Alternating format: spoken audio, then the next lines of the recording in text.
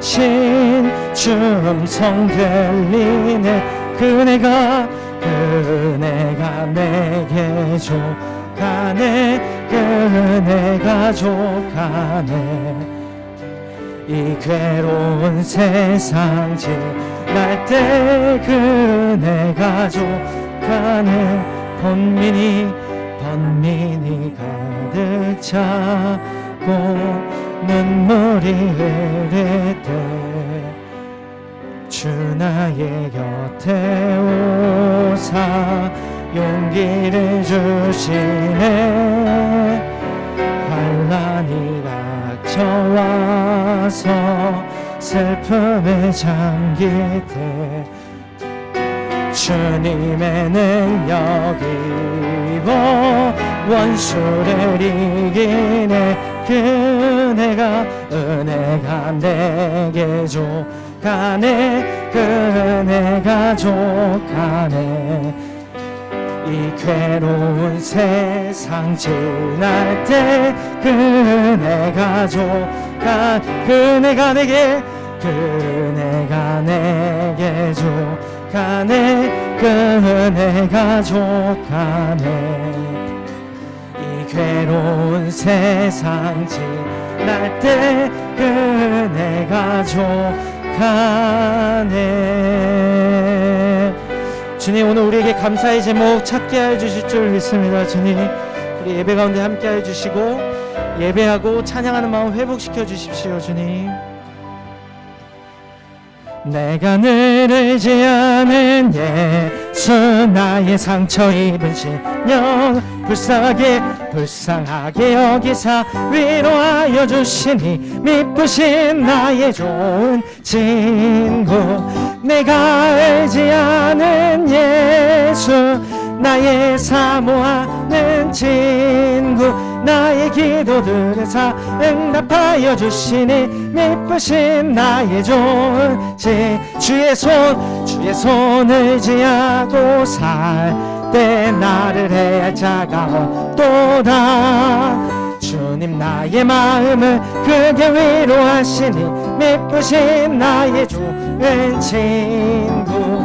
내가 의지하는 예수, 나의 사모하는 친구. 나의 기도들에 응답하여 주시니 미쁘신 나의 좋은 친구. 내가 요단강 건너가며 마음이 두려워서 떨 때도 주가 인도하시니 어찌 두려워하랴. 미쁘신 나의 좋은 아멘. 내가 의지하는 예수, 나의 사모하는 친구. 나의 기도들에 응답하여 주시니 미쁘신 나의 좋은 이유 천국에 올라가서 모든 성도들과 다 함께 우리들을 구하신 주를 찬양하리라. 미쁘신 나의 좋은 친구. 아멘. 나의 사랑하는 나의 사모하는 친구. 나의 기도들을 응답하여 주시니 미쁘신 나의 좋은 친구. 이 눈에 아무 증거 아니 되어도 믿을만을 가지고 선을 걸으며 이 귀에 아무 소리 아니 들려도 하나님의 약속 위에 서리 걸어가세 믿음 위에 서서 나가세 의심 버리고 걸어가세 믿음 위에 서서 눈과 귀에 아무 증거 써도 이 눈이 보기에는 어떠하든지 이미 얻은 증거대로는 믿으며 마음에 의심 없이 살아갈 때에 우리 소원 주 안에서 아멘 걸어가세 믿음 위에 서서 나가세 의심 버리고 걸어가세 믿음 위에 서서 눈과 귀에 아무 증거 주님의 거룩함을 두고 맹세하 주 하나님 아버지는 참 이쁘다 그 귀한 모든 약속 믿는 자 능치 못할 무슨 일이 있으면 걸어가세 믿음 위에 서서 나가세 의심 버리고 걸어가세 믿음 위에 서서 눈과 귀에 아무 증거 자리에서 함께 일어나 믿음 위에 서서 우리 모두 나가세 의심 버리고 걸어가세 믿음 위에 서서 눈과 귀에 아무 증거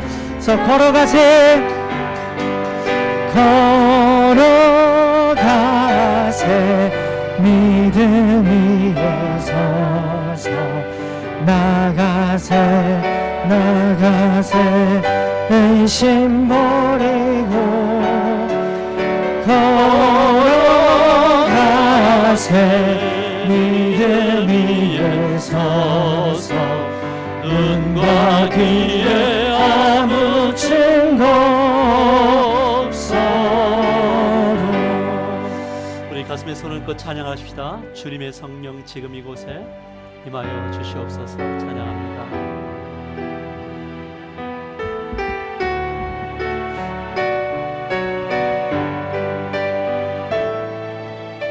주님의 성령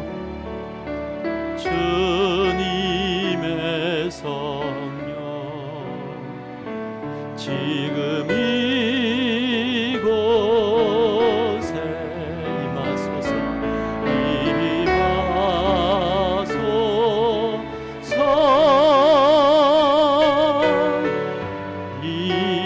임하소. 다시 한 번 더 주님의 성령 나의 심령에 주님의 성령 지금 이곳에 임하십시오. 임하소서.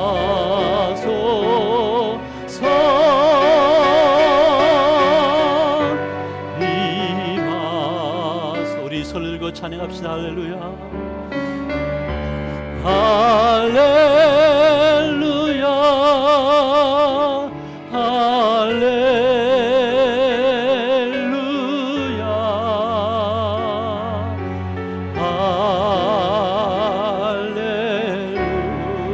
할렐루야. 할렐루야. 우리 사도신경으로 신앙 고백을 하나님께 드리겠습니다. 나는 전능하신 아버지 하나님 천지의 창조주를 믿습니다. 나는 그의 유일하신 아들 우리 주 예수 그리스도를 믿습니다. 그는 성령으로 잉태되어 동정녀 마리아에게서 나시고 본디오 빌라도에게 고난을 받아 십자가에 못 박혀 죽으시고 장사된 지 사흘 만에 죽은 자 가운데서 다시 살아나셨으며 하늘에 오르시어 전능하신 아버지 하나님 우편에 앉아 계시다가 거기로부터 살아있는 자와 죽은 자를 심판하러 오십니다. 나는 성령을 믿으며 거룩한 공교회와 성도의 교제와 죄를 용서받는 것과 몸의 부활과 영생을 믿습니다. 아멘.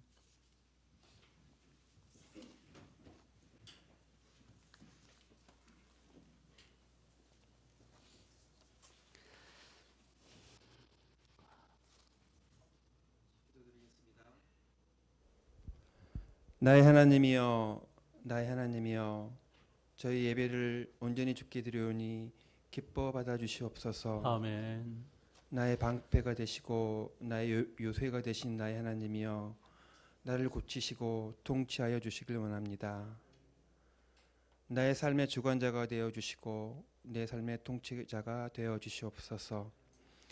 나의 기도의 내용 속에 함께 하시고 기도의 방향의 중심에 함께 하여 주시옵소서.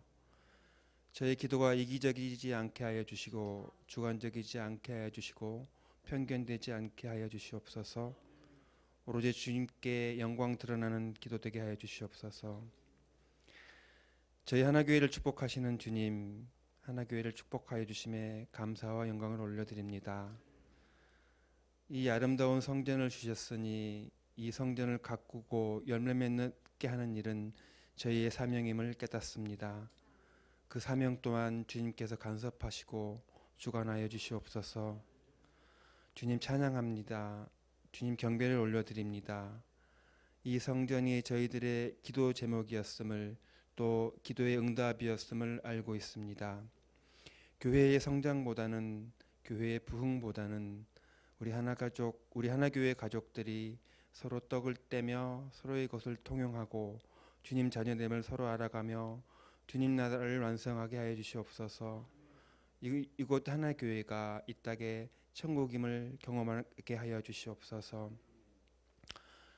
이 성전 건축을 위하여서 보이는 곳 또 보이지 않는 곳에서 헌신하고 기도하였던 모든 이들을 기억하여 주시고 축복의 축복을 더하여 주시옵소서.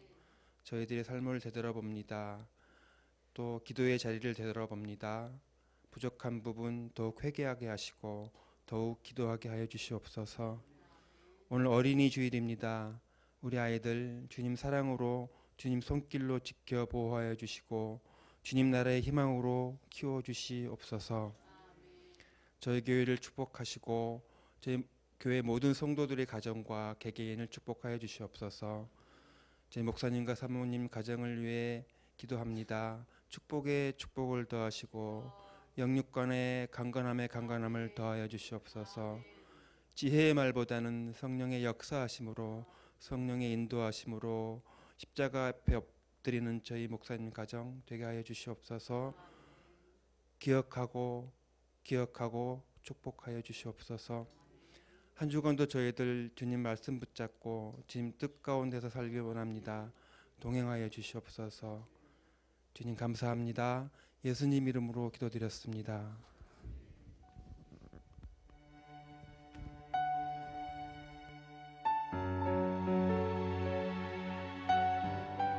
예배자로 서신 여러분 모두를 주님의 이름으로 환영하고 축복합니다. 우리 옆 사람 바라보면서 축복하십시다. 주님의 사랑이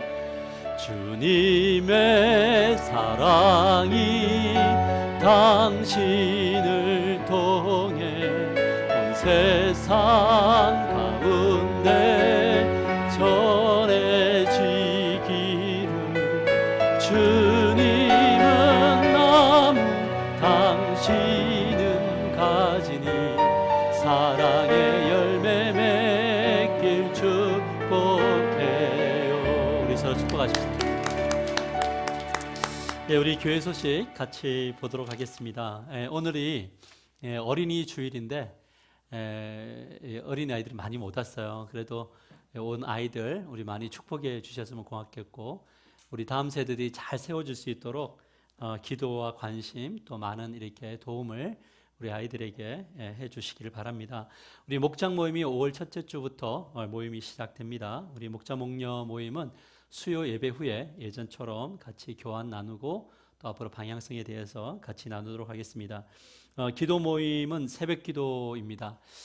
새벽 기도는 이제 제가 말씀 인도하고 저녁 기도에는 또 목장별로 개인별로 이렇게 자율적으로 하고 있는데 제가 요즘에 느끼는 것은 새벽 말씀 가운데 하나님의 은혜가 참 많이 임하고 있다라는 것을 많이 느껴요. 그래서 우리가 공적인 예배 잘 하고 저 이번에 코로나를 이렇게 겪으면서 제가 이번 주에도 이 캐나다에 있는 우리 동기 목사님하고 연락을 하면서 어떻게 앞으로 우리가 성도들의 영성을 이렇게 잘 도울 수 있을까 회복하기 위해서 고민하고 뭐 좀 기도 중인데 새벽 기도도 이렇게 좀 짧게라도 녹화를 해서 혹시 너무 바빠서 못 오는 분들이 있으면 영상을 올려야 되나 그런 기도도 하고 있습니다. 물론 좀 박수 치면 안 되고요. 기도 제목으로 나누는 건데 여러 가지 수고가 있어서 좀 기도하고 있습니다. 여러분들 우리가 기도 힘쓰시는 저와 여러분이 됐으면 좋겠고요. 우리 특별히 영성 수요 예배는 저녁 8시에 있습니다. 기도회입니다. 그러니까 모여서 오셔서 기도에 힘쓰시기를 바라고, 영성 수첩이 제작되어 있는데 사실 이제 우리 교회에서도 많은 일들을 하고 계시지만 목사님들이 이렇게 잠시 방문하셨다가 영성 수첩을 보시면 굉장히 좋아하시고 가져가면서 파일을 다 보내달라고 이야기를 요청을 해요. 그래서 제가 출판하고 난 다음에 보내주겠다고 좀 튕겼어요. 영성 수첩 잘 활용하셔서 가정 회복이 있기를, 또 여러분 영성 회복이 있기를 소망합니다. 우리 전도 수첩을 통해서 하나님께서 일하실 터이니 우리가 전도 대상자를 작정하고 올 한 해 한 가정 이상씩 전도하는 그런 우리 하나교회가 되었으면 좋겠습니다. 저는 목회사역과 연구를 위해서 5월 4일부터 15일까지 2주간 제가 좀 기도도 하고, 또 지금 우리 청년부 사역, 그 다음에 예배 사역, 다음 세대 사역, 제자 훈련, 이곳에서 이제 어떻게 펼쳐 나가야 될지 좀 집중해야 될 시점인 것 같아요. 그래서 좀 이제 코로나 그 다음을 또 어떻게 준비해야 되나 이런 고민이 있습니다. 주일은 제가 와서 강단을 지킬 거고, 다른 모든 부분들 우리 박예세 목사님께서 새벽 예배부터 이렇게 감당을 해 주시겠습니다. 우리 박 목사님 저를 대신해서 있으니까 잘 해 주시기를 바라고, 또 다음 주 주일부터는 우리 새가족 모임을 갖도록 하겠습니다. 특별히 우리 새가족 분과 공부하는 그 시간 속에 좀 필요한 어떤 식사나 이런 것들은 또 제공을 할 거니까 이게 좀 이제 하나씩 이렇게 좀 부분들을 갖추어 가기를 소망합니다. 우리 하민숙 집사님께서 지난주에 수술하시고 지금 회복하는 과정 속에 있는데 잘 회복될 수 있도록 기도 많이 해주시고, 또 우리에게 아름답게 성장할 수 있도록 힘써 주시길 바랍니다. 이 시간 우리에게 주신 하나님의 말씀은 사도행전 9장입니다. 사도행전 9장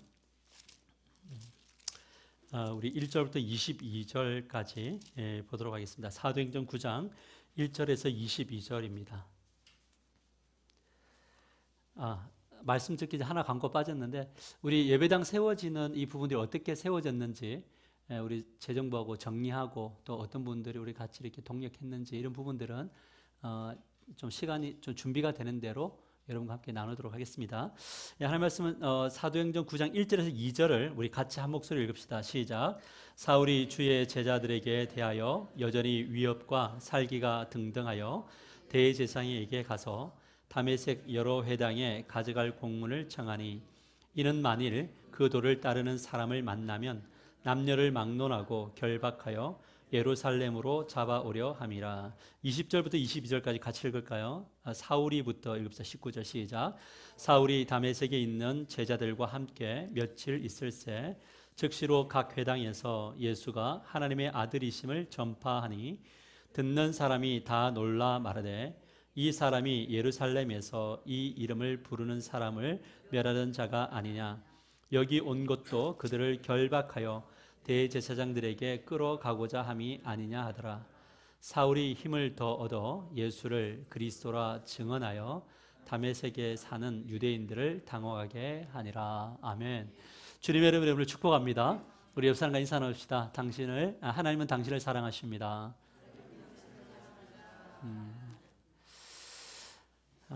우리 일부 예배를 드려보니까 한 몇 주 동안 우리가 오랫동안 예배를 안 드릴 때 아멘을 잘 안 하시더라고요. 여러분 힘있게 예배 드리셨으면 좋겠습니다. 누군가가 기독교 신앙의 핵심이 무엇이냐라고 이렇게 물어보면 여러분들은 무엇이라고 대답하겠습니까? 기독교가 뭐야? 신앙생활 할 때에서 제일 중요한 것이 뭐야? 그걸 이야기한다면 저는 세 가지로 대답할 겁니다. 죽음과 부활, 그리고 새로운 피조물 되는 삶이다 라는 거죠. 우리의 삶이 불행한 것은 환경 때문이 아니고 누구 때문이 아니라 죽음과 부활을 통과하지 않았기 때문에 그래요. 아직까지 내가 살아있기 때문이고, 새로운 주님을 십자가를 통과함으로 부활하지 않았고, 새로운 피조물답게 하나님 주신 땅에서 살지 않으니까 우리는 괴롭고 힘든 거죠. 바꾸어서 이야기하면 우리가 행복해지려면 죽어야 하고 부활해야 하고 새로운 삶을 살아내야 되는 겁니다. 여러분, 예수님을 제대로 만난 사람들의 첫 번째 반응이 무엇이냐면 죽음입니다. 이 죽음은 의학적 죽음을 이야기하는 것이 아니라 내가 스스로 왕되어 살아가는 이 부분을 죽이는 거예요. 다른 것까지 모든 것을 내 방식대로 하고야 마는, 그것이 안 되면 정말 안 될 것 같던 이것을 죽이는 것, 이것이 예수님을 만나면 일어나는 현상이죠. 그래서 갈라디아서 2장 19절에 이렇게 말씀을 합니다. 같이 한번 읽어볼까요? 시작. 내가 그리스도와 함께 십자가에 못 박혔나니, 뭐냐, 못 박혀 죽었어요. 그리스도와 함께 나의 이 중심성들을 죽이는 거죠. 그럴 때에 뭐냐면 가정, 그 다음에 교회, 우리의 삶의 현장이 회복되는 역사가 일어날 줄 믿으시기를 바랍니다. 우리의 삶이 변화되려면 한 가지 방법밖에 없어요. 뭐냐면 나의 이 완강한 이 고집을 십자가에 못 박아 죽이는 겁니다. 예수님을 제대로 만난 사람들의 두 번째 반응은 뭐냐면 죽음과 함께 부활하는 거예요. 부활의 삶을 사는 겁니다. 이것은 그리스도의 통치를 받으면서 모든 영역에서 하나님 앞에 주권을 이양해 드리는 것이 부활이에요. 여러분, 나의 것을 누구의 것으로? 하나님 것으로 인정하는 거죠. 시간도 하나님의 것으로, 나의 물질도 하나님의 것으로, 나의 모든 삶도 하나님의 것으로 이양해 드리는 삶을 살아가는 것이 바로 뭐냐면 부활에 동참하는 겁니다. 나는 오늘 밤 예수님 믿어서 죽어서 천국 갑니다, 이 확신은 있는데 여전히 나의 인생을 내가 계획하고 내 마음대로 살아가고 있다면 아직까지 부활의 그 의미를 잘 모르는 거죠. 사랑하는 성도 여러분, 주권의 이양함으로 부활의 삶을 경험하게 되기를 주님의 간절히 축복합니다. 그래서 이 부분을 경험했던 이 바울은 이렇게 말합니다. 갈라디아서 2장 19절, 우리 크게 읽을까요? 시작. 그런즉 이제는 내가 사는 것이 아니에요, 오직 내 안에 그리스도께서 사시는 것이라. 이제 내가 육체 가운데 사는 것은 나를 사랑하사 나를 위하여 자기 자신을 버리신 하나님의 아들을 믿는 믿음 안에서 사는 것이라. 그래서 부활을 사는 사람들은 이제는 내가 사는 게 아니에요. 왜요? 먼저 죽었으니까. 죽고 나니까 주님이 내 안에 내주하셨잖아요. 이제는 주님이 사는 거예요. 그래서 이 부활의 삶을 사는 사람들의 고백이 뭐냐면 어떻게 하면 주님이 드러나는 삶을 살까? 이 고백을 입술에서 많이 나고 삶으로 나는 사람들은 진짜 그거는 부활을 살아내는 사람들인 거죠. 예수님과 함께 죽고 부활한 사람들의 세 번째 반응은 뭐냐면 새로운 피조물로서의 삶을 사는 거죠. 여러분, 새로운 피조물로서의 삶은 무엇입니까? 오늘 밤 죽으면 천국 가는 것이 아니라 새로운 피조물의 삶이라는 것은 고린도후서 5장 17절에 이렇게 말하고 있습니다. 그런즉 누구든지 그리스도 안에 있으면 새로운 피조물이라. 이전 것은 지나갔으니 보라, 무엇이 됐어요? 새 것이 되었죠. 여러분은 헛 것이 아니라 새 것임을 믿습니다. 여러분, 옆 사람에게 인사합시다. 당신은 새로운 피조물입니다. 여기서 그런데 뭐냐면 누구든지 그리스도 안에 있으면이래요. 근데 그리스도 안에 있다는 것은 무엇을 의미하면 죽는 거예요. 죽어야 그리스도가 우리 안에 있죠. 그리고 부활하는 겁니다. 죽고 부활한 사람만이 뭐냐면 새로운 피조물답게 사는 거죠. 안 죽으면 아직까지 새로운 피조물의 그 의미를 알 수 없는 거죠. 그렇다면 하나님의 통치를 받는 새로운 피조물은 어떤 삶을 살아내야 되는가? 이 부분을 고린도후서 5장 18절, 17절에 이어서 이렇게 말하고 있습니다. 모든 것이 하나님께로 났으며 그가 그리스도로 말미암아 우리를 자기와 화목하게 하시고 또 우리에게 화목하게 하는 뭘 주셨어요? 직분을 주셨어요. 곧 하나님께서 그리스도 안에 계시니 세상을 자기와 뭐하게 하셔요? 화목하게 하시며 그들의 죄를 그들에게 돌리지 아니하시고 화목하게 하는 말씀을 우리에게 부탁하셨으니, 같이 읽을까요? 그 다음 구절 시작. 그러므로 우리가 그리스도를 대신하여 사신이 되어 하나님이 우리를 통하여 너희를 권면하시는 것 같이 그리스도를 대신하여 간청하노니 너희는 하나님과 뭐하라고요? 화목하는 거예요. 그러니까 죽고 부활해서 새로운 피조물로 살아가는 사람들의 가장 첫 번째 삶의 방향은 하나님과 화목해지는 거고 친밀해지는 거예요. 하나님과 친밀해질 때 그다음부터 어디로 수평적으로도 화목하는 삶을 사는 그리스도의 사신, 대사가 되어서 살아가게 되는 겁니다. 이것이 바로 구원받은 사람들에게 일어나야 하는 그 하나님의 목표 지점인 거죠. 우리 모두가 이 화목의 사람들이 되시기를 주님의 이름으로 간절히 축복합니다. 그래서 오늘은 이 죽음, 부활 그리고 새로운 피조물로서의 삶에 대해서 좀 구체적으로 살펴보려고 하는데, 특별히 하나님께서 우리를 어떤 방식으로 이런 새로운 피조물답게 살게 만드시는가, 이 부분을 함께 나누려고 합니다. 그래서 오늘 말씀의 제목이 무엇이냐면 죽음과 부활 그리고 새로운 피조물의 삶입니다. 같이 크게 읽을까요? 시작. 죽음과 부활 그리고 새로운 피조물의 삶. 오늘 본문 말씀을 보면 스스로 왕이 되어서 살아가는, 그래서 칼을 들고 위협하면서 난도질을 하는 한 사람이 등장합니다. 그 사람의 이름이 바로 뭐냐면 사울이라는 청년입니다. 사울은 왜 화목하는 사명을 감당하지 못하고 왜 사람을 판단하면서 칼질을 하는 그런 사람이 되었을까? 이유가 무엇일까? 근데 그 원인이 굉장히 놀라워요. 빌립보서 3장 4절에서 6절에 그 원인을 이렇게 말합니다. 이제 바울의 고백입니다. 그러나 나도 육체를 신뢰할 만하며 만일 누구든지 다른 이가 육체를 신뢰할 만한 것이 있는 줄 생각하면 나는 더욱 그러하니라. 나는 8일 만에 할례를 받고 이스라엘 족속이요 베냐민 지파요 히브리인 중에 히브리인이요 율법으로는 바리새인이요 열심으로는 교회를 박해하고 율법에 오르는 뭐가 없어요? 흠이 없는 거예요. 여러분, 바울이 자기 자신을 소개하면서 뭐라고 이야기하냐면 육체적으로 나는 신뢰할 만하다, 더욱 그러하다. 뭐냐면 나 옆에 비교할 사람 아무도 없다. 이 세상에서 누가 최고다? 내가 최고다. 이걸 이야기하는 거예요. 영적인 스펙, 실적인 스펙이 다른 사람에게 비해서 나는 뒤떨어질 것이 없다. 왜? 나는 난지 8일 만에 할례 받았고 왕족 베냐민 집하고 히브리인 중에 히브리이고 바리새인이며 율법을 비추어 봐도 흠이 없는 사람이라, 완벽한 사람이라고 뭐냐면 강조하고 있는 거예요. 여러분, 이런 사람 보면은 부러워요, 재수 없어요? 되게 재수 없는 사람이에요. 근데 사람들이 말을 못해요. 왠지 아세요? 진짜 그렇거든요. 사울을 따라갈 수 있는 사람이 유대 사회에 없어요.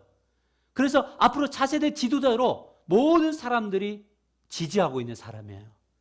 그런데 문제는 뭐냐면 이것 때문에 바울이 망했어요. 그의 흠없음, 오름 때문에 망한 거예요. 오름 때문에 칼을 들었어요. 오름 때문에 난도질을 했어요.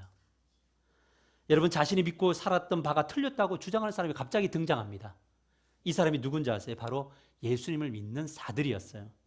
근데 이들을 가만히 보니까 뭐냐면 말로만 그렇게 사는 것이 아니라 실제적인 삶으로 진짜 예수가 멋있는 것처럼 사는 거예요.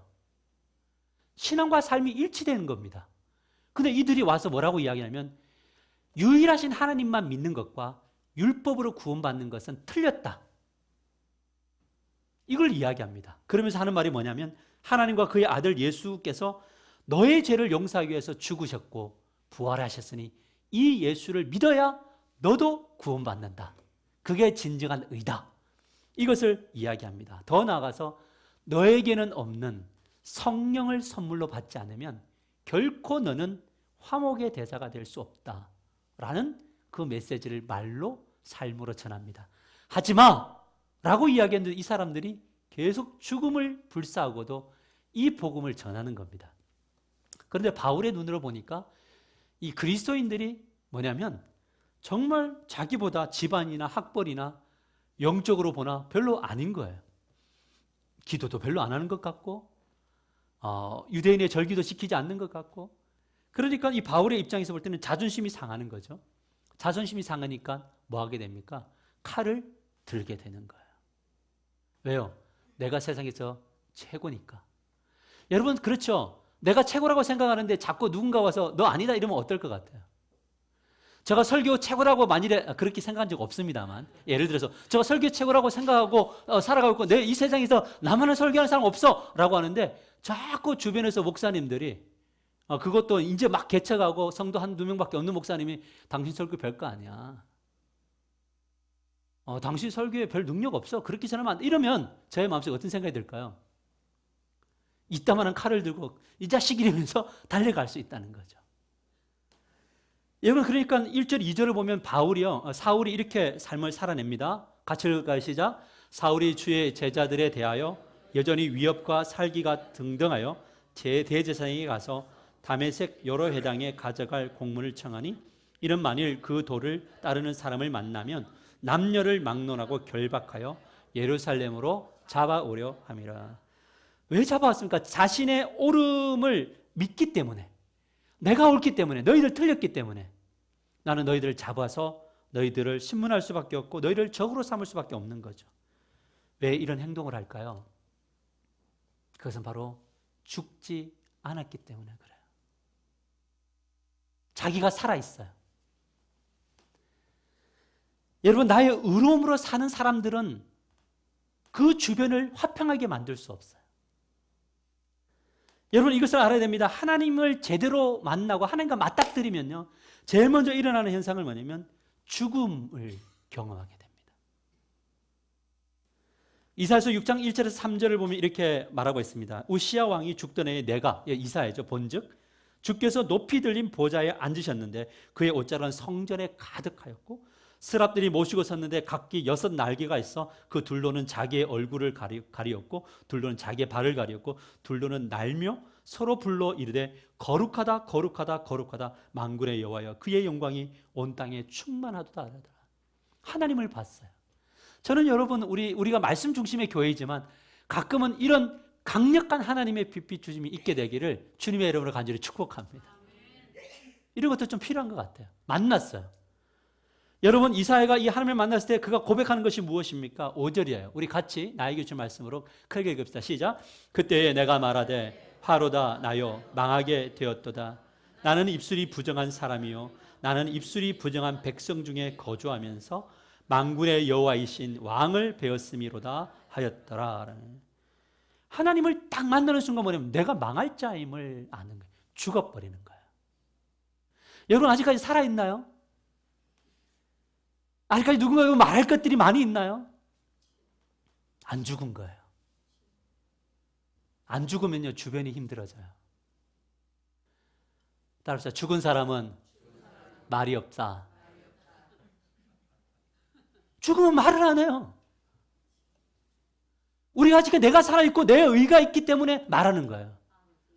가정에서 우리 자녀들을 하나님이 통치하도록 통화가 안 되고 내가 살아있어 내가 만들려고 하면요, 그 아이들은 불행해져요. 부부의 관계도 그런 것 같아요. 우리 교인들의 관계도 그런 것 같아요. 그래서 진짜 하나님의 나라가 우리의 삶 가운데 임하려면 죽어야 돼요. 그 교회가 진짜 하나님의 나라가 되려면 죽는 사람들이 많아져야 돼요. 목사가 죽어야 돼요. 여러분 모두가 죽어야 돼요. 여러분 보십시오. 어떤 교회가 불행해집니까? 나의 의가 있는 자. 내가 이 교회를 30년 동안 지켰어. 다른 사람들 다 해도 나는 이 끝까지 지켰어. 그 사람은 뭐냐면 그게 의가 되는 거예요. 근데 주님은 항상 이야기해요. 죽어야 된다. 근데 바울에게는 이 죽음의 과정이 없었다고요. 그렇기 때문에 열심히 말씀을 연구하고 기도도 했어요. 예배도 드렸어요. 하물며 사람들도 가르쳤어요. 이렇게 살아야 된다고 신앙의 열정을 가지고 살았어요. 그런데 그러면 열심을 내면 낼수록 뭐가 살아나면 자기 의가 살아났다고요. 그리고 그것을 인정받음에 기뻤단 말이죠. 그 결과 뭐냐면 그것이 인정되지 않을 때 사람을 괴롭히고 죽이는 일에 힘쓰는 사람이 되었다라는 거죠. 불화를 맞는다는 거예요. 그리고 그 모든 것들 다른 것에 핑계를 돌릴 수 있지만 실제적으로 뭐냐면 내가 안 죽었기 때문에 그래요. 여러분, 옆에 사람이 먼저 죽기를 바라기보다 자기가 죽으면 좀 시간은 걸리지만 옆에 사람도 함께 죽을 줄 믿으시길 바랍니다. 오늘도 설교 여기까지만 듣고 오늘 목사님이 죽으라고 하더라 뭐 이런 이야기까지만 하면 안 되고 여기서 죽음이 오면 그런 거죠. 그렇다면 이제 그 다음부터가 중요해요. 끝까지 자기 옳음으로 남을 판단하고 정죄하면 그 다음은 어떻게 되냐면 하나님이 쫙 지켜보시다가 이제 개입하기 시작을 해요. 웬만하면 하나님이 강하게 개입하지 않을 때 매일매일 죽으시는 여러분들 되시기를 축복합니다. 개입하셔서 죽으면 굉장히 어려워져요. 자, 보십시오. 오늘 3절에서 6절 보면 사울이 길을 가다가 다메섹에 가까이 이르더니 호련히 하늘로부터 빛이 그를 둘러 비추는지라 이랬어요. 여러분, 다메섹으로 가까이 갈 때 뭐가 있었냐면 이제 너희들 다 죽었어요. 너희들 틀렸어. 나 오라. 나는 내 뜻대로 이때가 되었어. 라고 온 거예요. 근데 그때 뭐냐면 호련히 하늘로부터 빛이 그를 둘러 비치는데 땅에 엎드려져 들음에 소리가 있으리되 사울아 사울아 내가 어찌하여 나를 박해하느냐 하시거늘 대답하되 주여 누구시니까 이르시되 나는 내가 박해하는 예수라. 너는 일어나 시내로 들어가라. 내가 행할 것을 내게 이를 자가 있느니라 하시니. 여러분, 어떤 일이 벌어지고 있습니까? 바울이 생각할 때 예수는 까불다 죽은 거예요. 그는 비참하게 정신적 프로블럼을 가지고 있다가 죽은 거예요. 거짓 선지자였어요. 사람들이 이야기했던 예수의 부활은 거짓인 거예요. 그러니까 뭐냐면 이들을 박해해야 되는데 그가 거짓이라고 믿었던 예수, 그들의 손에 죽었던 예수가 강력한 빛으로 그 자기 중심성을 가지고 있는 어둠의 세계로 비춰오는 거예요. 이 빛비춤이 비춰지지 않으면 우리 안에 있는 이 죽어야 될 어둠이 보이지를 않아요. 이게 오히려 빛이라고 생각을 해요. 근데 주님의 빛이 확 비치면요, 우리 안에 있는 내가 옳았다고 생각했던 그것이 뭐냐면 이것이 진짜 망할 거였구나를 고백하게 되는 거죠. 그렇다면 이 예수님을 만난 바울이 어떻게 됩니까? 사울이 어떻게 됩니까? 8절에서 9절 우리 같이 나에게 주신 말씀으로 크게 읽읍시다. 시작. 사울이 땅에 일어나 눈을 떴으나 아무것도 보지 못하고 사람의 손에 끌려 다메섹으로 들어가서 사흘 동안 보지 못하고 먹지도 마시지도 아니하니라. 여러분, 위협과 살기가 등등했던 사울이 지금 어떻게 됩니까? 예수님을 만나고 예수님의 음성을 듣는 순간 자기가 하려고 했던 모든 것들이 다 무너져 버려요. 걷지도 못해요. 왜 그래요? 사람의 손에 의존해야 돼요. 그리고 먹지도 마시지도 입지도 못해요. 여러분, 우리가 하나님의 일반 은총 속에서 살아가는 이 은혜, 뭔가 할 수 있는 것은요, 하나님이 허용해 주시고 기다려 주시는 거예요. 근데 하나님이 개입하시잖아요. 우리가 아무것도 못하게 돼요. 여러분, 그래서 결국 우리는 내가 참 망할 존재구나를 고백하는 거죠. 근데 흥미로운 부분은 하나님이 이 사울에게만 이런 일을 하는 것이 아니라 많은 사람들, 하나님이 쓰시고자 하는 사람들에게 이렇게 개입하시더라고요. 그게 바로 우리 새벽기도와 수요예배 때 나누었던 요나의 이야기가 그렇습니다. 요나서 1장 1절에서 3절을 보면 이래요. 여호와의 말씀이 아미떼의 아들 요나에게 임하니라. 이르시되 너는 일어나 저 큰 성읍 니느웨로 가서 그것을 향하여 외치라. 그 악독이 내 앞에 상달되었음이라 하시니라. 그러나 요나가 여호와의 얼굴을 뭐 하는 거죠? 피하려고 일어나 다시스로 도망하려 하여 욥바로 내려갔더니 마침 다시스로 가는 배를 만난지라. 여호와의 얼굴을 피하여 그들과 함께 다시스로 가려고 뱃삭을 주고 배에 올랐더라라고 이야기해요. 여러분, 하나님께서 요나에게 명령하신 것이 무엇입니까? 니느웨예요. 니느웨가 어떤 족속들입니까? 북이스라엘을 산채로 막 가죽을 빗기고 태우고 억지로 결혼시켜서 혼혈 민족을 만들어 하나님의 법을 어기게 만들었던 원수지요. 그가 취한 행동이 뭐냐면 싫은 거예요. 그의 의의는 뭐냐면 다른 이방 민족까지 괜찮은데 니느웨만큼은 안 되는 거죠. 하나님의 명령이고 뭐고 다 필요 없어요. 그러니까 뭐냐면 하나님의 얼굴을 피하여 다시스로 도망가기 위해 욥바로 가는 거죠.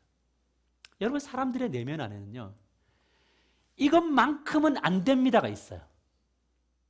그런데 하나님은 그것까지 죽기를 원하시더라고요. 우리 부자 청년은 이것만큼 안 된다는 게 뭐였습니까? 재물이 많은 거로 안 됐다. 이것만큼은 안 되는 거예요. 내가 즐길 수 있는 스포츠, 쾌락, 이것만큼은 안 되는 겁니다. 다른 거는 다 되는데 이것 건드리면 저는 안 되는 겁니다. 여러분, 예를 들어서 새벽이 되면 시체가 되는 분들이 있죠. 저녁이 되면 막 이렇게 힘이 나는 분들. 저 같은 사람이에요. 저는 밤 되면 힘이 나고 새벽이 되면 거의 시체가 돼요. 그런데 이런 분들에게 제가 늘 이야기하는 건 새벽 기도 하셔야 됩니다. 근데 그 다음 주에 나와서도 새벽 기도 하셔야 됩니다. 그러면 여러분들 어떻게 하시겠어요? 둘 중에 하나죠. 뭐 할 겁니까? 따르든지 도망가든지.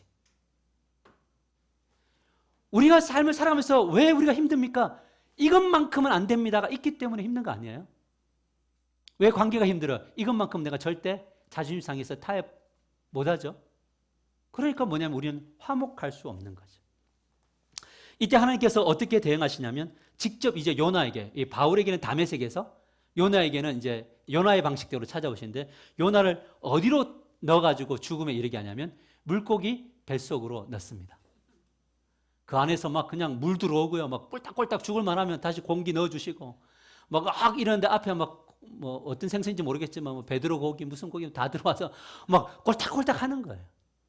자기 뜻대로 했던 요나가 뱃속에 들어가니까 아무것도 아니었어요. 여러분 지금 여러분 마음대로 살아가는 거요. 여러분들 그것 안에서 뜻대로 된다고 해서 너무 기뻐하지 마십시오. 왜냐하면 마침 뭐가 있었어요? 다시스로 가는 배가 있었어요. 내 뜻대로 살아도 때로는 마침 이루어져요. 근데 그 기간이 오래 끝까지 가진 않아요. 특별히 하나님이 주목하셨으면, 하나님이 여러분을 사랑하기로 결단하셨으면 끝까지 그렇게 두지 않습니다. 아마 이곳에도 자기 생각대로 살다가 아무것도 할 수 없는 지점에 있는 분들이 있는지 모르겠어요. 그러니까 가끔 그래요. 정말 안 된다고. 근데 보면은요, 안 되는 이유가 있어요. 뭐냐면 끝까지 자기 고집대로 해요. 근데 그분이 기도를 안 하느냐? 기도하셔요. 말씀 가지고 있으세요. 그런데 뭐 하냐면 결정적인 순간에 뭘 하냐면 자기 뜻대로 해요. 여러분 우리 물속이 뱃속은 때로는요 가정일 수도 있어요. 여러분 가정이 뜻대로 안 될 거 있죠? 왜 아멘 안 하세요? 있잖아요. 가정이 있고 또 그다음에 교회 안에도 교회만 오면 꼭 물고기 뱃속 같은 느낌 들 때 있나요? 우리의 삶의 현장. 물고기 뱃속은 참 많더라고요. 다메섹이 너무 많아요. 그곳에서 우리는 어떤 것을 묵상해야 될까요? 아무래도 내 뜻대로 안 되는 이 삶의 현장에 섰을 때 무엇을 해야 될까요? 그때 우리는 이 고백을 해야 돼요. 하나님이 드디어 나의 삶에 개입하셨구나. 하나님이 나로 하여금 이 땅에서 이 영역에서 죽기를 원하시는구나. 할렐루야. 아멘 하는 분들, 끝까지 살기를 결단하신 여러분, 연애의 뱃속으로 안 들어가기를 목사는 기도하겠지만, 그러나 나의 기도와 하나님의 뜻이 늘 다르기 때문에 우리는 늘 조심하셔야 됩니다. 그러나 한 가지 더 기억해야 될 게 있어요. 뭐냐면 물고기 뱃속이든 바울이 있든 다메섹을 만났든지 간에 하나님은 그 죽음에 머물게 하지 않고요, 우리를 부활의 현장으로 인도하시려고 하는 그 계획이 있음을 믿으시길 바랍니다. 우리 10절 11절 우리 같이 읽을까요? 시작. 그때에 다메섹에 아나니아라 하는 제자가 있더니 주께서 환상 중에 불러 이르시되 아나니아야 하시거늘 대답하되 주여 내가 여기 있나이다 하니 주께서 이르시되 일어나 직가라 하는 거리로 가서 유다의 집에서 다섯 사람 사울이라 하는 사람을 찾으라.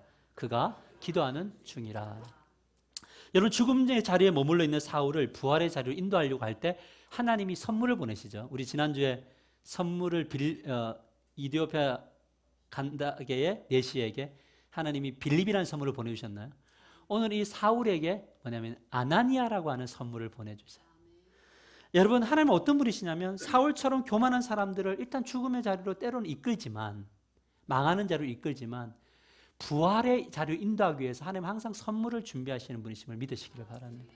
여러분 아나니아는 사울에게 가고 싶을까요? 안 가고 싶을까요? 안 가고 싶죠. 왜? 자기 가족들이 다 이 사람 때문에 망했는데. 그런데 하나님이 묻잖아요. 그 사람 싫습니다. 이야기합니다. 좀 쉽게 이야기하면. 그런데 하나님이 그래도 가야 돼를 이야기해요. 근데 아나니아가 자기의 감정을 꺾고 갑니다. 왜 그런 줄 아세요? 아나니아는 죽었거든요. 진짜 죽고 진짜 부활해서 주권을 인정했어요. 그러니까 이해가 안 돼도 마음에 안 들어도 하나님의 뜻대로 가는 겁니다. 여러분 기억하기를 바랍니다. 하나님은 죽음의 신이 아닙니다. 따라서 하나님은 죽음의 신이 아닙니다. 죽음에서 생명으로 인도하시는 신이세요. 여러분 그러므로 하나님께서 우리를 죽음의 자리로 그대로 두시지 않는 거죠. 예수님과 함께 자기 마음대로 살려는 죄로부터 죽을 때 하나님은 부활의 자리로 인도하시는 거예요. 우리 17절에 19절 우리 크게 읽읍시다. 나의 주신 말씀을 시작. 아나니아가 떠나 그 집에 들어가서 그에게 안수하여 이르되 형제 사울아 주 곧 내가 오는 길에서 나타나셨던 예수께서 나를 보내어 너로 다시 보게 하시고 성령으로 충만하게 하신다 하니 즉시 사울의 눈에서 비늘 같은 것이 벗어져 다시 보게 된지라. 일어나 세례를 받고 음식을 먹음에 강건하여 지니라. 죽음을 통과한 바울이 예수님을 딱 만났을 때 아나니아가 안수를 할 때 뭐가 비껴져요? 비늘이. 이 비늘은 저는 세계관이라고 봐요. 유대주의적 세계관. 율법의 정신이 아니라 율법 그 자리에서 문자로 살았던 이 세계관이 막 벗겨지는 거예요. 그러니까 뭐냐면 비로소 예수가 보이잖아요. 그러니까 뭐냐면 죽어야 되는구나라고 세례를 받는 거죠. 세례를 받으면 죽어버려요. 그리고 다시 일어나니까 뭐냐면 강건하여지는 거죠. 여러분, 이것이 바로 우리가 매일매일 죽어야 하는 이유입니다. 죽음과 부활을 체험했던 바울은 이제 훗날, 이 부활의 기쁨을 누렸던 이 바울은 훗날 이렇게 고백을 해요. 여러분, 이 고백이 매일매일 여러분의 입술에 삶에 있기를 축복합니다. 고린도 전서 15장 31절 같이 크게 읽읍시다. 시작. 형제들아, 내가 그리스도 예수 우리 주 안에서 가진 바 너희에 대한 나의 자랑을 두고 단언하노니 나는 날마다 죽노라. 할렐루야. 우리의 자랑이 매일매일 죽는 것이 되기를 주님의 이름으로 간절히 축복합니다. 사랑하는 성도들은 날마다 십자가를 해서 내 뜻대로 살려고 하는 것을 죽는 것이 은혜인 겁니다. 교회에서, 가정에서도 죽으시고 교회에서도 죽으시고 그리고 삶의 현장에서 내 마음대로 살고 있는 것에도 죽으십시오. 그러면 그때 우리를 부활하시고요. 그때부터 주님이 일하시는 거예요. 여러분, 내가 막 뭔가를 하려고 하면 힘들어요.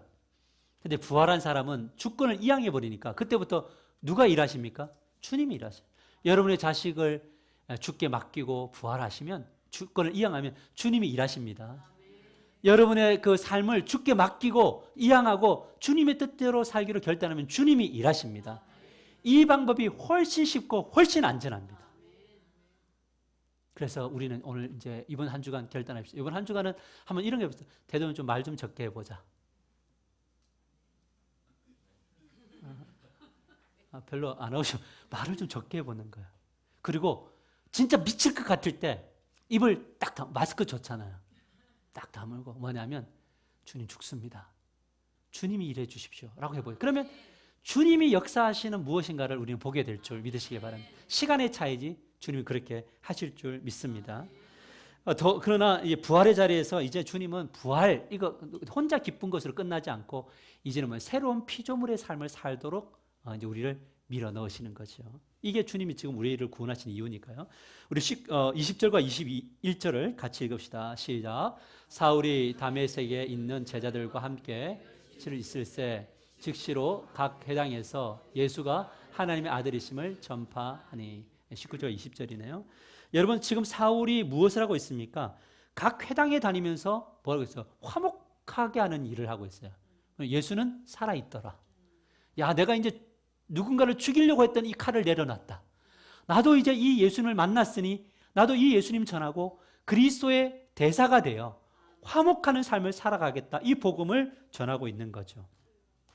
눈에 뭐냐면 혈기가 사라져 버렸어요. 여러분, 이 의로운 사람들의 눈빛은요 굉장히 강합니다. 그래서 왜 강한 줄 아세요? 의롭지 않는 사람을 자꾸 찾고 있기 때문에 강해져요. 오늘은 누가 예배당에 안 왔는지, 오늘 누가 기도 안 했는지, 오늘 저 사람이 예배 후에 뭐 하고 있는지, 이러니까 눈이 막 나중에 충혈이 되는 거예요. 저 눈이 충혈된 거는 나중에 이게 좀 치유해야 될 거지 그것 때문은 아닙니다. 충혈이 되어 있는 거예요. 근데 죽고 부활한 사람, 그리스도의 사신이 되기도 결단한 사람은 눈이 총명총명해요. 초롱초롱한데 그 안에 사랑이 담겨 있고 기다림이 있고 용납이 있고 회복이 있음을 믿으시기를 바랍니다. 이 이야기를 이제 9장부터 언제까지? 사도행전 28장까지 이 바울을 중심으로 하나님이 어떻게 그리스도의 사신, 화목해하는 역할을 하는지를 1차, 2차, 3차 전도 여행을 통해서 우리에게 보여주고 있는 거죠. 근데 이런 이 이야기가 바울에게만 있는 것이 아니고 다시 요나로 가보면 요나에게도 있어요. 요나가 뱃속에서 죽었나요? 그리고 다시 부활했죠. 근데 부활의 방식이 참 재밌어요. 이 바울은 아나니아를 통해서 부활을 했는데 요나는 물고기 뱃속으로부터 부활했네. 물고기가 털을 해버려요. 훅 하고 털에서 싹 나와서 사는 거야. 부활했어요. 이제 주권을 이양해요. 니느웨 별로 마음에 안 들어요, 여전히. 여러분, 우리가 은혜 받았다고 해서 갑자기 어떤 사람이 너무 예뻐 보이고 그러지 않아요. 여전히 니느웨는 니느웨예요. 그런데요, 가요. 왜? 주님이 새로운 피조물 삼게 하려고 나를 구원하셨으니까. 이게 갑니다. 근데 요나가 가서 뭘 하는 줄 아세요? 요나서 3장 4절을 보면 이렇게 말합니다. 같이 읽을까요? 시작. 요나가 그 성읍에 들어가서 하루 동안 다니며 외쳐 이르되 40일이 지나면 니느웨가 무너지리라 하였더니 라는 거예요. 요나가 지금 뭐하다 하면 정말 꼴보기 싫은 니느웨에게 가가지고요, 하루 동안 외치는 거예요. 너희들 이대로 저지대가 죽는다. 하나님이 나를 보내셨다. 하나님의 말씀을 듣고 회개하고 돌아오면, 죄를 회개하고 돌아오면 너희들 하나님이 이 심판으로부터 돌이키신단다. 이거를 외치는 거죠. 여러분, 이것이 바로 뭐냐면 피조물답게 사는 거예요. 그런데 참 재밌는 건 뭔지 아세요? 하나님이 그때 일을 하시더라고요. 어떻게 일을 하시냐면 6절에서 10절을 보면 요나 3장 이렇게 말해요. 니느웨 사람들이 하나님을 믿고 금식을 선포하고 높고 낮은 자를 막론하고 굵은 베옷을 입은지라라는 거예요. 요나는 설마 될까? 이런 생각도 할 수 있었을 거예요. 그리고 속으로는 전하면서도 마음속으로는 이랬을지 모르겠어요. 웬만하면 믿지 마라 인간들아, 뭐 이러면서 복음을 전했을 거예요. 그런데 웬일이에요? 다 믿어요. 높은 자부터 낮은 자까지 다 변화돼요. 무엇이냐면 요나가 변화시킨 게 아니에요. 요나는 그냥 사신에서 간 겁니다. 그런데 누가 변화시킵니까? 하나님이 변화시키는 거예요. 요나의 말 때문에 변화된 게 아니에요. 통로로서 하나님이 변화시킨 거예요. 그런데 진짜 큰 충격은 뭐냐면 6절에 보면 그 일이 니느웨 왕에게 들림에 왕이 보좌에서 일어나 왕복을 벗고 굵은 베옷을 입고 제 위에 앉으니라. 왕복을 벗었어요. 왕이 왕복을 벗었다는 거 보니까 나는 이제 왕 아닌 거예요. 누구 앞에서? 하나님 앞에서 왕 아닙니다. 여러분, 니느웨에 속해 있는 왕이 얼마나 자기 의가 강한 사람입니까? 세계를 정복하는 왕인데요. 근데 왕 아니기로 결단하는 거예요.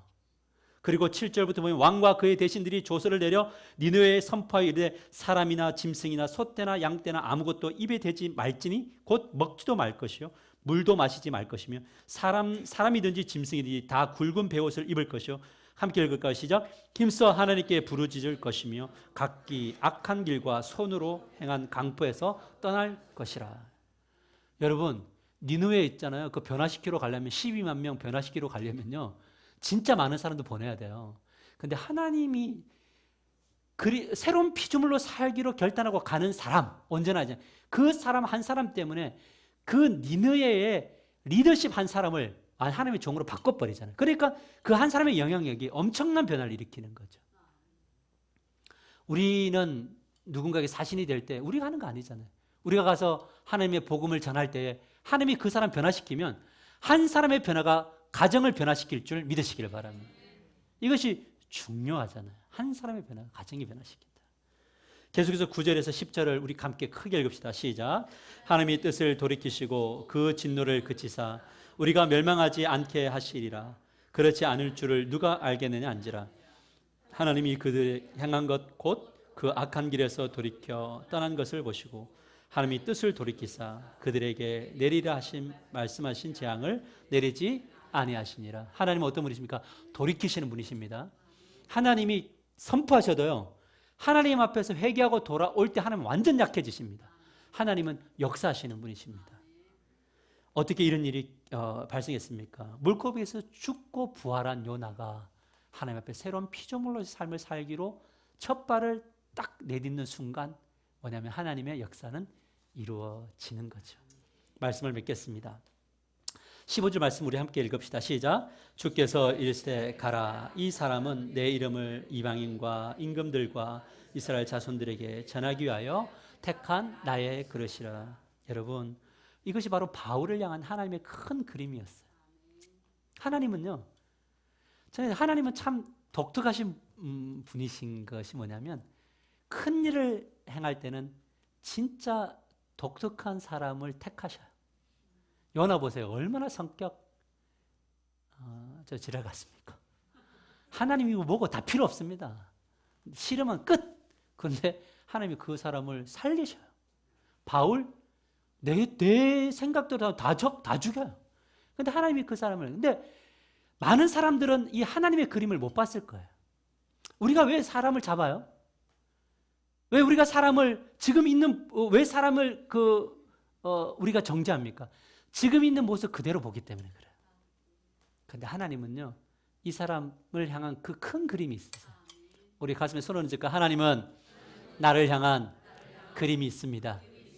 아멘입니까? 우리 가족을 향한 그림이 있어요. 우리 교회 성도들 향한 그림이 있어요. 그러니까 보는 족족 말하지 마세요. 보는 족족 판단하지 마세요. 우리는 이렇게 기도하는 거예요. 하나님이 이분을 향한 그림이 있을 거야. 기다리자. 기도하자. 다른 것 하지 말고 그냥 죽자. 누가?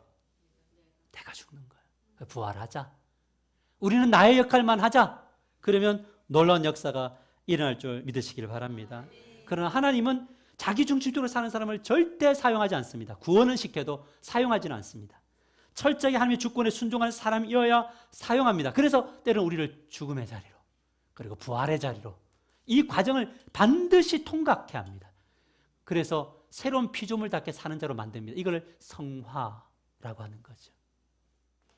여러분 기억하기 바랍니다. 하나님은 우리를 향한 선명한 계획을 가지고 있습니다. 그것이 무엇인지 모르고 저도 지금 하나님이 어떻게 나를 이용하실지 모르겠습니다. 그래서 죽는 겁니다. 그래서 부활하는 겁니다. 여러분 제가 2주 동안 죽어 오겠습니다. 별로 마음에 안 드세요? 예, 살아서 오겠습니다. 죽고 부활해서 오겠습니다. 그래서 새로운 피조물답게 살아가야 될 이 후반부가 어떻게 되어질까? 이걸 가지고 올 거예요. 여러분들도 같이 중보하시며 죽으시고 부활하시고 그래서 우리가 이 하나교회가 하나교회를 이곳에 세우신 하나님의 목적 새로운 피조물 되게 하는 거예요. 여러분 우리 주변에 보니까 너무 니느웨가 많아요. 너무 진짜 이 하나님의 이 화목해야 될 사람들이 너무나 많아요. 그 사명을 감당하라고 우리에게 이 좋은 예배당 주신 거예요. 하라고 이 중심에 세우신 거예요. 그죠? 상동 높은 동네에다 세우셨잖아요. 그 사명을 감당하게 되기를 주님의 이름으로 간절히 축복합니다. 우리에게 전화번호가 뭐라고요? 이파리 열매 맺게 하자. 이파리밖에 없는 인생들 열매 맺게 해서 구원하자. 오늘 이 사명이 저와 여러분에게 있게 되기를 주님의 이름으로 간절히 축복합니다. 우리 가슴에 손 얹고 기도했으면 좋겠습니다. 여러분 우리는 어차피 요나이고 사울입니다. 그러나 하나님은 이 요나와 사울을 외면하지 않으세요. 개입하실 거예요. 그리고 우리를 부활에 참여하게 하실 겁니다. 그리고 새로운 피조물답게 하려고 합니다. 여러분 우리의 가정이 회복됩니다. 우리 교회가 회복될 겁니다. 우리의 주변이 우리를 통해서 역사할 우리가 아나니아와 같은 선물이 되기를 원합니다 라고 기도해서 오늘 이 한 주간 가정 안에서 교회 안에서 살면서 죽기를 원합니다. 이렇게 뜨겁게 기도하고 기도 통성으로 주여 부르고 기도하며 나갑시다. 기도합시다. 주여 아버지 하나님 왜 우리가 이렇게 불행합니까? 어떤 영역은 행복한데 이 영역은 왜 연약합니까? 하나님 우리를 자주 물고기 뱃속으로 다메섹 석상으로 인도해 주셔서 감사를 드립니다. 기도하지 않고 하나님을 의존하지 않고 주권을 이양하지 않는데 잘 되는 나의 삶에 간섭해 주십시오. 이 목사가 기도하지 않고 하나님 아버지 말씀을 쓰지 않고 주의 주권을 이양하지 않고 목회하려고 할 때 간섭해 주십시오. 개입해 주십시오. 빛으로 다가와 주십시오. 그래서 하나님 저를 또 죽음의 자리에 이르게 하여 주십시오. 그러나 부활의 자리에까지도 인도해 주십시오. 우리 하나님의 가족들이 철저하게 이 과정에 통과하게 해주십시오. 그래서 하나님 새로운 피조물답게 사는 일들이 일어나게 해주십시오. 하나님 그렇게 걸어가게 해주십시오. 아직까지도 니느웨 같은 이들이 너무나 많이 있습니다. 주님을 만나야 됩니다. 주님 우리를 통해서 그 일을 행하십시오. 우리의 신앙의 방향 죽는 것 또 사는 것 그리고 새로운 피조물 되는 것임을 고백하오. 그렇게 역사해 주십시오. 우리 기도하는 우리 하나 가족들을 축복해 주시고 이들을 품어주시고 끝까지 당신의 열심으로 이들을 회복시켜 주시옵소서. 그래서 아버지를 사랑하고 아버지가 너무나 좋습니다. 아버지 역사하여 주시옵소서. 사랑하는 예수님의 이름으로 축복하며 기도하옵나이다. 아멘. 우리 다 같이 일어나셔서 우리 가슴에 서로를 얹고 성령님이 없으면 안 됩니다. 이 가운데 임재하신 성령님 강력하게 역사해 주시옵소서. 이 찬양 부를 때 가정도 생각하시고 교회도 생각하시고 삶에도 생각하시면서 하나님의 공부하며 예배하십시오. 오소서 진리의 성령님 이 땅 흔들며 이 땅 흔들며 임하소서.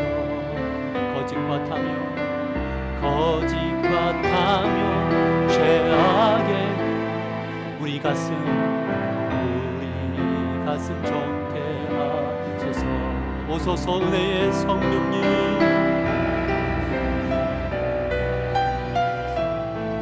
하늘 가르고 임하소서.